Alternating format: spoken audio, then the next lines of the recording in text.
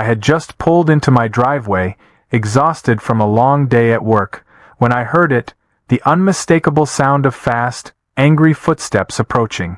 Before I even had the chance to step out of my car, an all too familiar shrill voice cut through the evening air. "You can't park there!" I turned my head, already feeling the headache creeping in. And there she was, Karen, the self-proclaimed queen of the neighborhood, standing at the edge of my driveway with her arms crossed so tightly it looked like she was trying to squeeze the life out of herself. I blinked at her, confused. "What?" Karen huffed, flipping her over-processed blonde hair with the dramatic energy of a soap opera villain. "This is a violation of HOA regulations.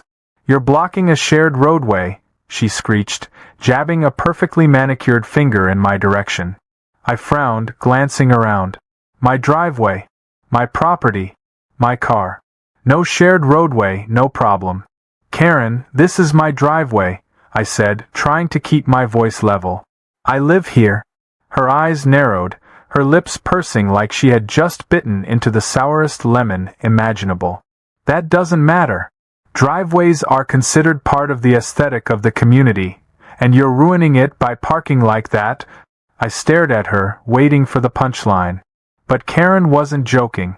She was standing there, genuinely outraged, over the fact that I had parked at a slight angle, still fully within my property line, mind you, because I had groceries to unload.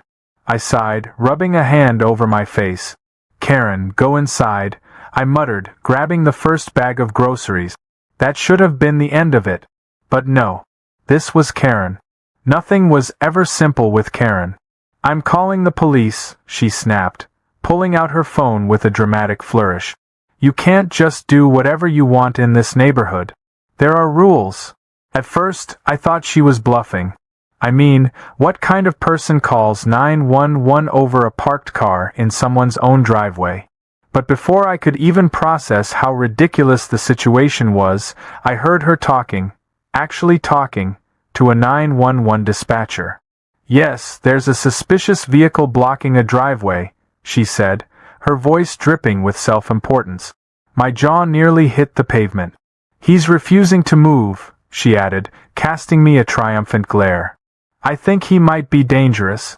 My brain short-circuited. Dangerous? Was she out of her mind? I opened my mouth to argue, but what was I even supposed to say? "Excuse me, officer, I'm just a man trying to bring in my damn groceries." I stood there, bag of frozen peas in one hand, watching as she continued her Oscar-worthy performance. Yes, please hurry," she whined, pacing in circles like a rabid chihuahua. "I don't feel safe." My left eye twitched. I had dealt with Karen's nonsense before, complaints about my lawn being half an inch too tall, passive-aggressive notes about my trash cans being left out for too long, but this was next-level insanity. Less than 10 minutes later, the flashing lights of a patrol car lit up the street. The sight of them seemed to inflate Karen with the kind of smug satisfaction usually reserved for cartoon villains. She marched up to the officers like she was welcoming long-lost friends. "Oh, thank goodness you're here. This man," she spun dramatically, pointing at me like I was some kind of hardened criminal, "has been illegally blocking the driveway and refusing to leave." One of the officers, a tired-looking guy who had clearly seen enough nonsense for one lifetime, turned to me. "Sir, do you live here?" I exhaled, nodding. "Yeah. This is my house. That's my car. In my driveway." The officer's eyes flickered between me and Karen. "So, you're parked in your own driveway?" "Yes," I said slowly, trying to keep my patience in check. The second officer, a younger guy who looked like he was barely holding back laughter, cleared his throat. "Ma'am," he said, addressing Karen, "is there a reason you called 911 for this?" Karen gasped as if she had been personally attacked. "Of course there is. He's breaking HOA regulations. Look at how he's parked." She gestured wildly like she was presenting Exhibit A in a high-stakes courtroom drama. The older cop let out a slow, exhausted breath. "Ma'am, HOA rules are not enforceable by police. This is private property." Karen's face turned an alarming shade of red. But "But it's obstructing the neighborhood's aesthetic appeal," she shrieked. The younger officer snorted before quickly covering it with a fake cough. "Sir," he said, turning to me, "you're good to go. Sorry for the inconvenience." I shrugged, already knowing that arguing with Karen was like trying to teach a goldfish algebra. "No problem, officer." Karen, however, was not ready to accept defeat.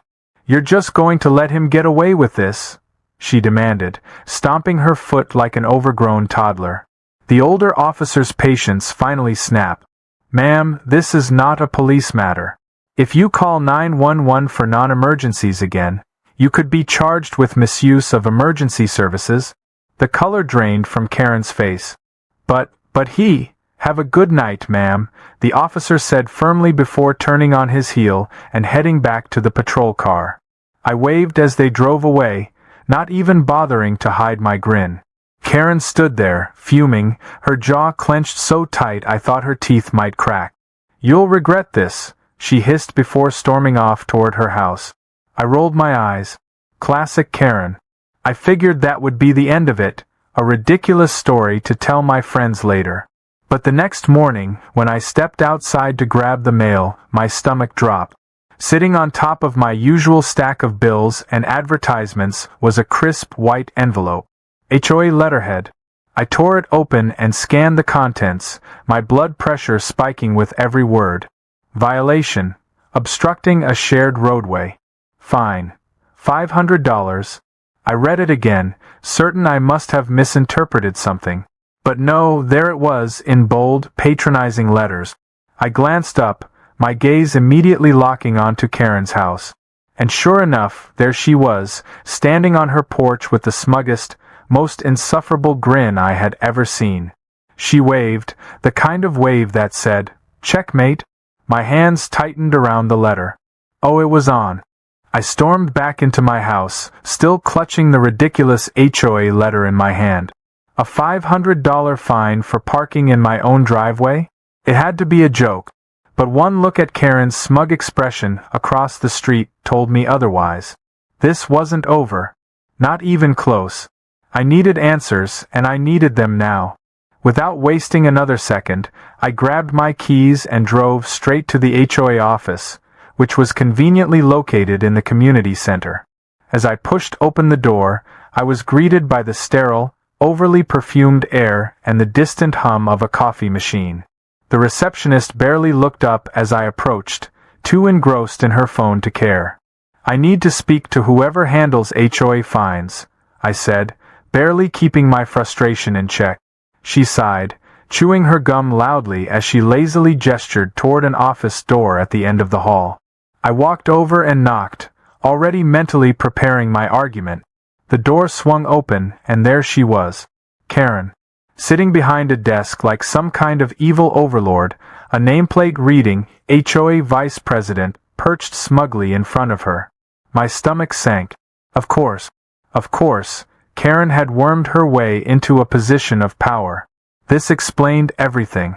She leaned back in her chair, a slow, satisfied grin creeping onto her face. Well. If it isn't the driveway obstructionist himself," she said, lacing her fingers together.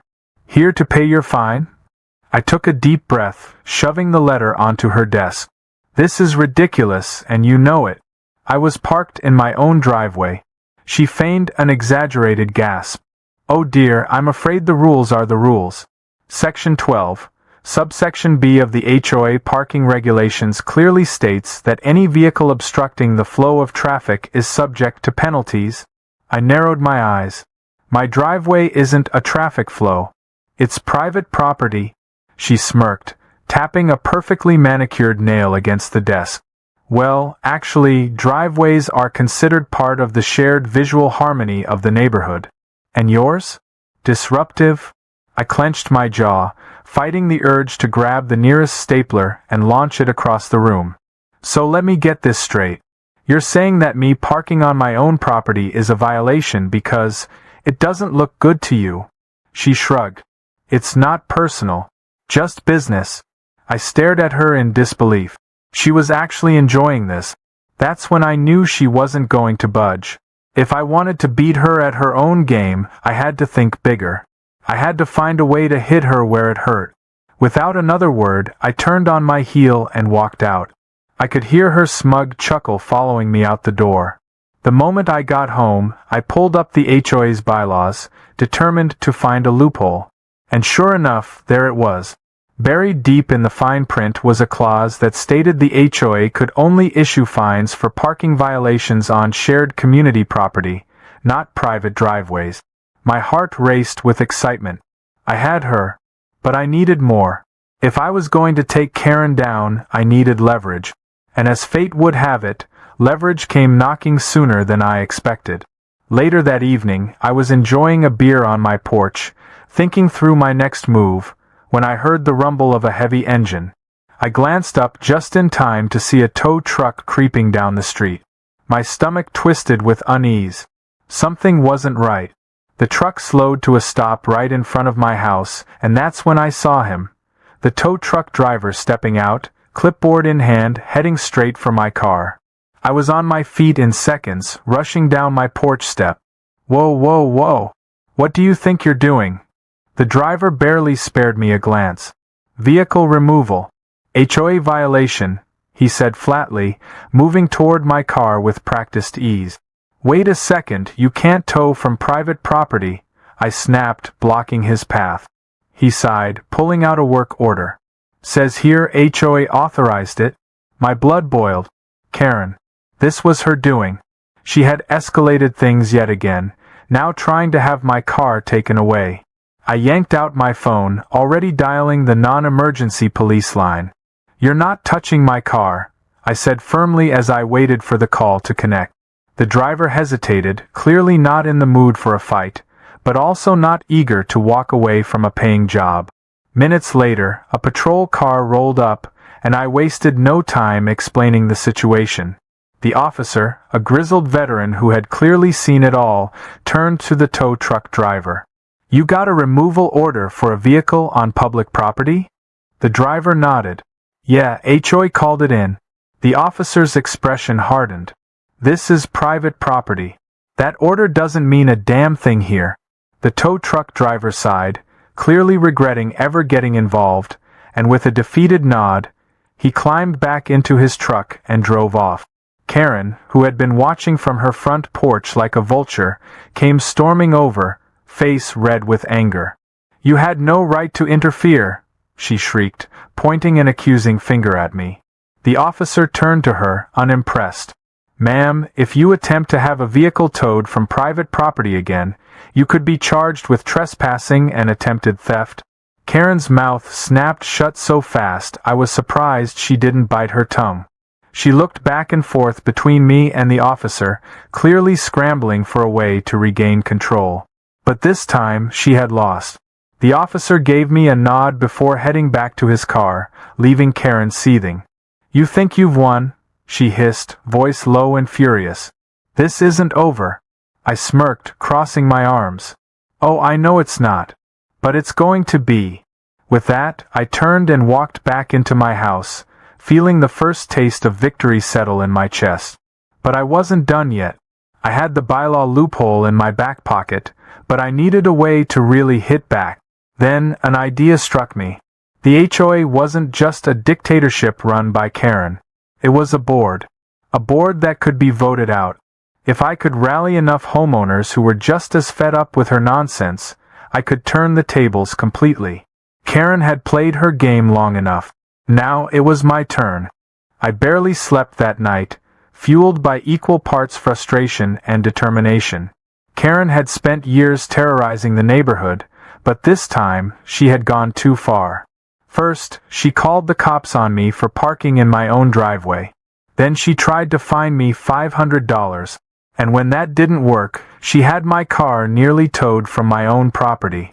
It was clear that as long as she had power in the HOA, she would keep making my life, and probably everyone else's, a living nightmare. But she had made one crucial mistake. She thought I would just roll over and take it. What she didn't realize was that I was done playing defense. It was time to go on the offensive. The next morning, I started my plan by talking to my neighbors. It wasn't hard to find people who hated Karen.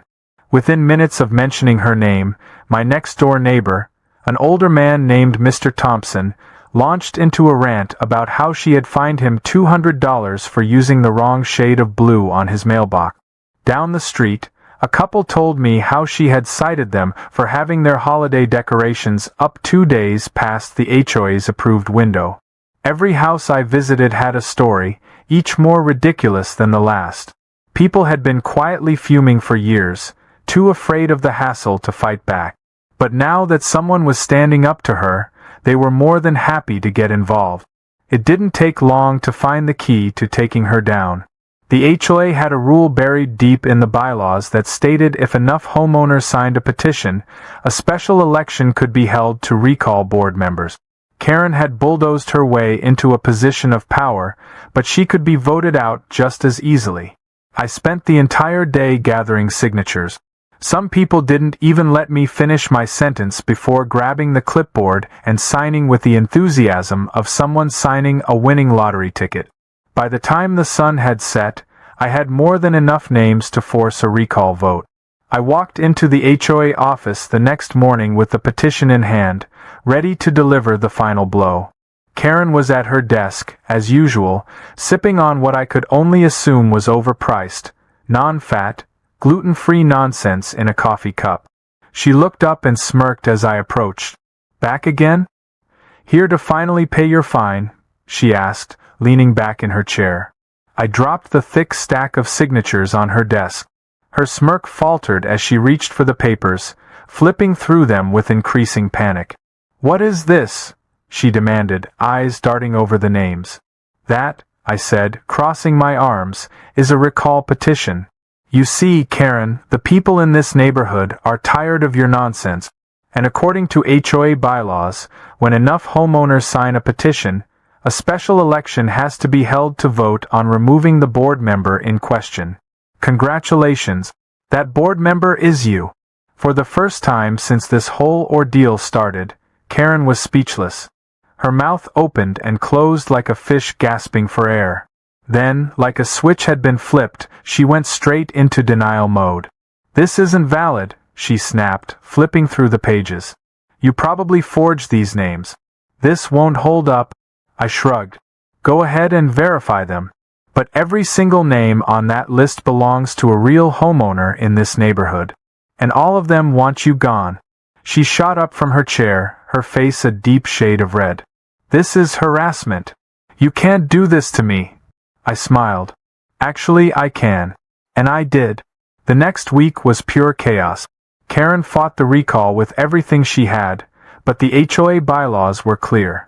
The signatures were verified, the election was scheduled, and the countdown to her downfall had officially begun.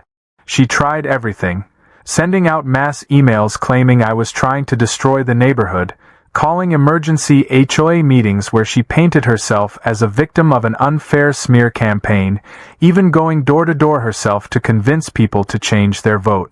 But the damage was done. People had seen the way she operated, and no amount of last-minute groveling was going to save her. Election day arrived faster than I expected, and the community center was packed with homeowners eager to cast their vote. I stood near the back, watching as people filed in, the tension in the air almost electric. Karen, dressed in her usual smug superiority, stood near the voting booths, trying one last time to sway opinions. But the whispers around the room told me all I needed to know. People weren't buying it. An hour later, the results were announced. Karen had lost. Badly. She didn't just lose by a small margin, she was absolutely demolished. The look on her face as the final vote count was read was priceless. Her hands clenched into fists, her whole body shaking with barely contained rage. "This isn't fair," she hissed under her breath. "This is rigged." The HOA president, a man who had always seemed a little afraid of Karen but clearly wasn't anymore, sighed. "Karen, you've been voted out. It's over." Karen opened her mouth to argue, but the entire room erupted into cheers and applause. For the first time, the neighborhood was united in something. And that something was celebrating Karen's removal. As I walked out of the community center, A weight I didn't even realize I had been carrying lifted off my shoulders. It was finally over. No more petty fines, no more ridiculous power trip. The neighborhood could finally breathe again. Karen, however, didn't take the loss well. She stormed out moments later, shoving past people with enough force to knock over a few folding chairs. She stomped right up to me, jabbing a finger in my chest. "You think you've won?" she spat, her voice shaking with fury. "You think this is over?" I grinned. "Oh, I don't think, Karen. I know." Her nostrils flared, her hands shaking at her sides. And then, without another word, she turned and stormed off toward her house, slamming the door behind her with enough force to rattle the windows. The best part came a few days later. With Karen gone, the new HOA board wasted no time reversing some of her worst policies, including the ridiculous fine she had tried to stick me with. Not only was the charge dropped, but they also sent me a refund for the trouble she caused. I didn't need the money, but I had to admit, the irony of it was delicious. That evening, I parked my car diagonally in my driveway just for the fun of it. Karen, still fuming from her downfall, peeked through her curtains, probably debating whether she could still call someone to complain. But this time, she had no power. No influence. Nothing. As I sat back on my porch, watching the sunset with a cold drink in hand, I let out a satisfied sigh. I had won. The HOA was back in the hands of reasonable people, Karen had been dethroned, and best of all, I could finally park in my own driveway without fear of a police raid. It had been a long battle, but in the end, justice had prevailed. And if Karen ever tried anything again, well, I was more than ready for round two.